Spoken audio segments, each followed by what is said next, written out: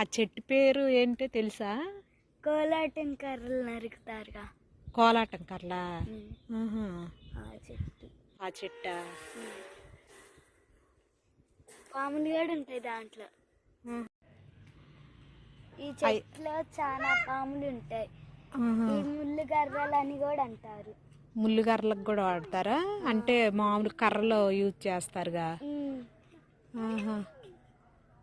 పందుర్లకి వాటికి కూడా కట్టేది ఇవే కదా కర్రలు.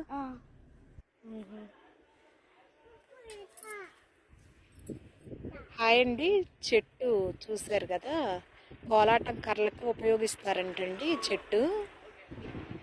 అంటే ఇంట్లో కర్రలు, ముళ్ళు కర్రలు అవి ఇవి అంటారు కదా, అవి దేనికో వాడతారు కదండి కర్రలు, అవి తెలియట్లేదు. అవి వాటికి కూడా ఉపయోగిస్తారంట. గనుపులు గనుపులుగా ఉన్నాయి చూసారు కదా కర్రలు. చెట్టు చూడండి చాలా పెద్దగా ఉంది. ఇలాంటి చెట్టు నరికి కోలాటం కర్రలకు ఉపయోగిస్తారంటండి. చాలా బాగుంది కదా చెట్టు. పాములు ఎప్పుడన్నా చూసావా నువ్వు ఇందులో? నేను చాలా సార్లు చూసా. పెద్ద పెద్ద పాములు ఉంటాయి. పైకి ఉంటాయా లేకపోతే ఆ కర్రల్లో ఉంటాయా? ఆ కర్రల్లో ఉంటాయి. కర్రల్లో ఉంటాయి, పైన ఉంటాయి. పైన కూడా ఉంటాయా?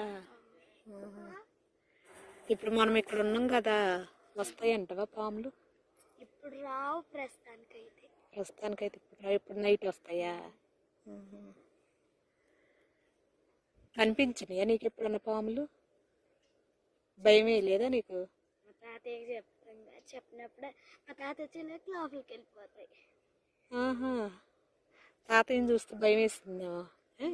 భయం వేస్తుందేమో.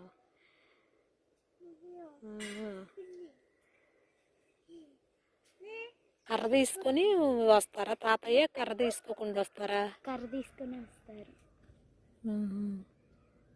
పెద్దవాళ్ళని చూస్తే భయపడతాయి. మన పిల్లలకి ఏంటంటే భయపడవు పాములు కదా. దగ్గరికి వెళ్దామా మరి చెట్టు దగ్గరికి? నా ఇష్టమా? నువ్వు కూడా వస్తావు మరి తోడు? దా మరి వెళ్దాం. అర్రే అదే వెళ్దామా చెట్టు దగ్గరికి? నువ్వు కూడా వస్తావా? దా దా అయితే రా మరి వెళ్దాం.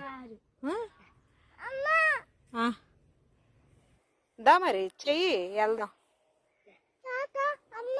తాత అమ్మ వద్దులే, మన ఇద్దరం వెళ్దాం. చెట్టు దగ్గర పాములు ఉన్నాయంట, చూద్దాము.